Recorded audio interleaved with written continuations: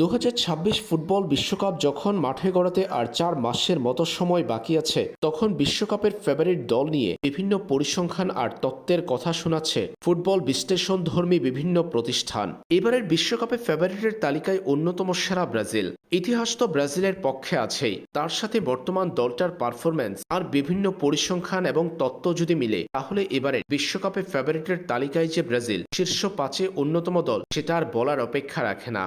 বিশ্বকাপের আগে এমন এক পরিসংখ্যান উঠে এলো যেটা 2026 সালে যুক্তরাষ্ট্রে বিশ্বকাপ জয়ের ইঙ্গিত দিচ্ছে ব্রাজিলকে। 1994 সালে ব্রাজিল যুক্তরাষ্ট্রের মাঠে থেকে জিতেছিল বিশ্বকাপ। এবার সেই যুক্তরাষ্ট্র বিশ্বকাপের আয়োজক মেক্সিকো ও কানাডার সাথে। গত দুটা বিশ্বকাপের পরিসংখ্যানে তাকালে এমন এক হিসাব উঠে আসে যেটা 2026 বিশ্বকাপে ব্রাজিলকেই চ্যাম্পিয়ন বলছে। 2018 সালে রাশিয়া বিশ্বকাপ চ্যাম্পিয়ন ফ্রান্স, 2022 সালের কাতার বিশ্বকাপ চ্যাম্পিয়ন আর্জেন্টিনা। এই দুটো বিশ্বকাপ চ্যাম্পিয়ন দল পেয়েছে সি গ্রুপ থেকে।